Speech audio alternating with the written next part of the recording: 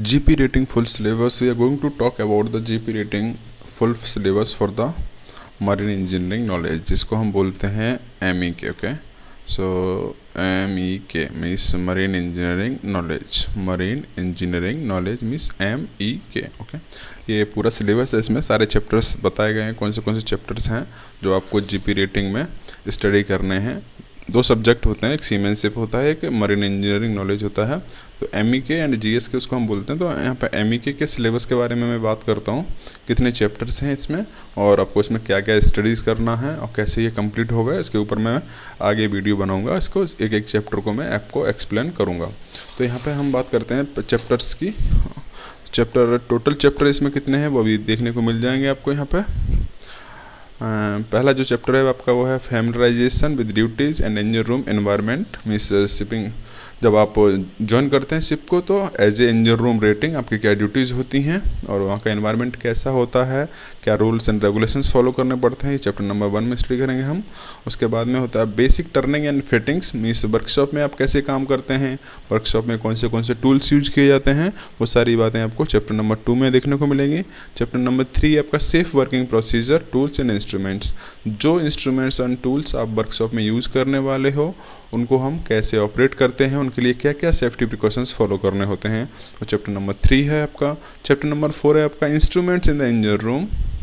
Instruments in the engine room.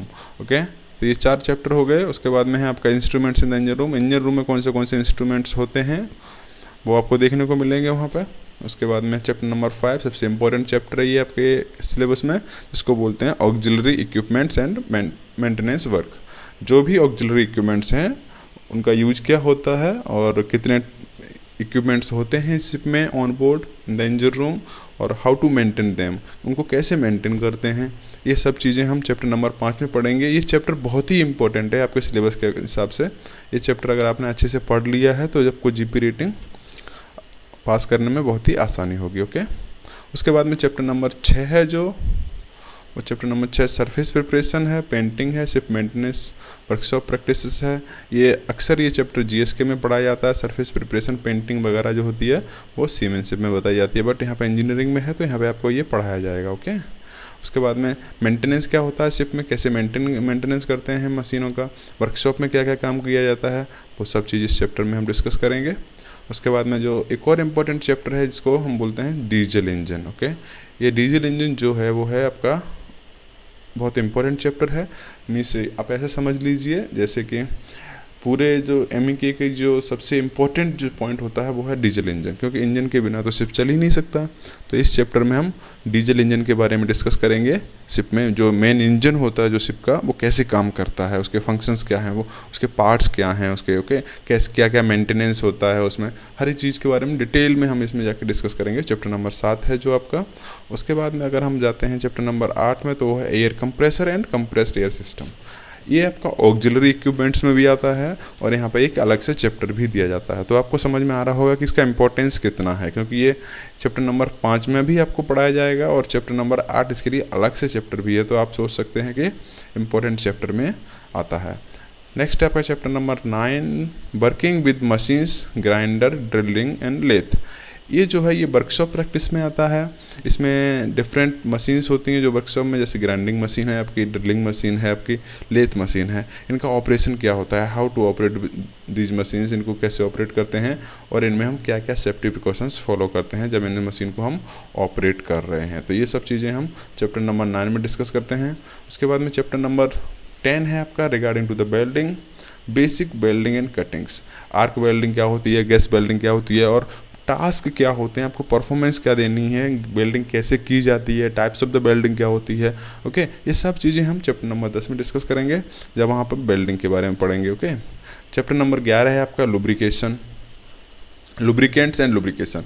आपको पता है जब मशीनें रनिंग कंडीशन में होती हैं तो उनके लिए लुब्रिकेशन की रिक्वायरमेंट तो होगी ही होगी. तो उसके लिए चैप्टर नंबर 11 है जिसमें हम different types of the lubrication पढ़ेंगे.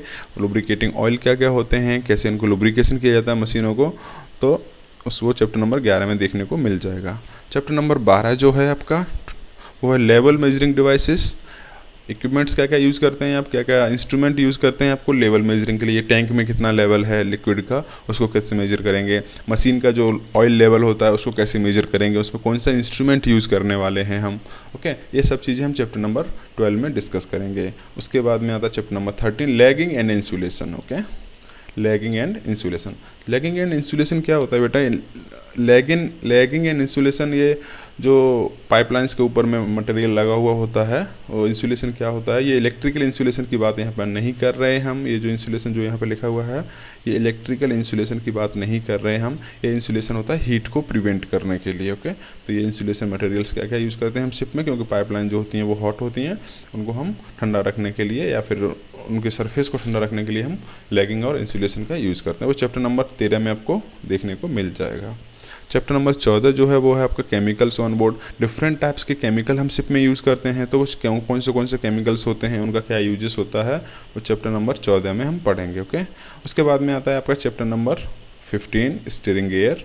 शिप को कैसे स्टीयर किया जाता है, स्टीयरिंग गियर कहाँ पर लगा हुआ होता है, कंपोनेंट्स क्या होते हैं, चेक्स क्या करते हैं हम स्टीयरिंग गियर में, वो सब चीज़ें हम चैप्टर नंबर 15 में पढ़ेंगे। उसके बाद में आता है storage tank. Different storage tanks are available on board the ship. बहुत सारे स्टोरेज टैंक होते हैं और उन स्टोरेज टैंक में हम क्या स्टोर करते हैं, कैपेसिटी क्या होती है, उनकी यूनिट क्या होती है टैंक्स की, कैसे उसका मेजरमेंट करते हैं, उनका लेवल कैसे चेक करते हैं, ये सब चीज़ें हम पढ़ेंगे स्टोरेज टैंक में। Okay, fuel oil storage tank मतलब डीजल को कहाँ पर भरते हैं, लुब्रिकेटिंग ऑयल को कहाँ पर रखते हैं, ये सारे स्टोरेज टैंक में पता चल जाएगा आपको। चैप्टर नंबर 17 जो है वो है emergency in the engine room. Means emergency in the engine room में अगर इनकेस कोई इमरजेंसी होती है इंजन रूम में, तो आप वहाँ से कैसे अपने आप को एस्केप करेंगे, आप क्या एक्शन लेंगे in case of the emergency, what rules and regulations you have to follow in case of the emergency. तो इमरजेंसी से रिगार्डिंग जो भी सिचुएशंस हैं वो हम चैप्टर नंबर 17 में डिस्कस करेंगे। चैप्टर नंबर 18 है fire extinguisher equipment in the engine room. Engine room में अगर इमरजेंसी है तो इमरजेंसी फायर भी हो सकती है, तो उसके लिए चैप्टर नंबर 18 है कि इंजन रूम में फायर एक्सटिंग्विशर इक्विपमेंट जो होते हैं वो कहाँ पे होते हैं, कौन से इक्विपमेंट्स आप यूज़ करते हैं इंजन रूम में जब कोई फायर हो जाती है तो, और उनको कैसे यूज़ किया जाता है, सेफ्टी प्रिकॉशंस क्या फॉलो करते हैं, ये सारी की सारी चीज़ें हम चैप्टर नंबर 18 में डिस्कस करेंगे। उसके बाद में आता है आपका chapter number 19 watch keeping in the engine room. Duties means जब आप ड्यूटीज़ कर रहे होते हैं, वॉच कीपिंग कर रहे होते हैं इंजन रूम में, उस टाइम पे आपको किन किन पैरामीटर्स पे ध्यान देना है, क्या क्या चीज़ें आपको चेक करनी है, आपका ड्यूटी आवर्स क्या होते हैं, ड्यूरिंग द वॉच कीपिंग आपको क्या प्रोसीजर फॉलो करना है, कैसे ड्यूटी हैंड ओवर करनी है, कैसे अपनी वॉच को टेक ओवर करना है, ये सब चीज़ें हम चैप्टर नंबर 19 में डिस्कस करने वाले हैं। उसके बाद में आता है chapter number 20 electrical tools and fittings. Electrical equipments के बारे में यहाँ पर बेसिक नॉलेज आपको दी जाएगी। इसमें आपको फ्यूज़ क्या होते हैं, एमसीबी क्या होती हैं और फंक्शंस क्या होते हैं इलेक्ट्रिक इक्विपमेंट्स के, what are the tools you are going to use for the electrical equipments maintenance work. Okay, so ये सारी चीज़ें हम चैप्टर नंबर 20 में डिस्कस करेंगे। ओके, तो ये है हमारा सिलेबस जीपी रेटिंग का, मरीन इंजीनियरिंग नॉलेज का, एमई के जिसको आप बोलते हैं। तो ये सारा का सारा जो है सिलेबस, इस पे हम वीडियो बनाने वाले हैं, पूरे एक एक चैप्टर को हम डिटेल में डिस्कस करेंगे। तो उसके लिए अगर आपने चैनल को सब्सक्राइब नहीं किया तो सब्सक्राइब कर दें, बेल आइकन को प्रेस कर दें, तो आपको आगे के चैप्टर्स के जो वीडियोज़ हैं वो नोटिफिकेशन मिलते रहेंगे। ओके, सारे के सारे वीडियोज़ मैं बनाने वाला हूँ यहाँ पर, तो आपको बहुत ही काम आने वाले हैं वो वीडियोज़। उसके लिए चैनल को सब्सक्राइब करना ना भूलें।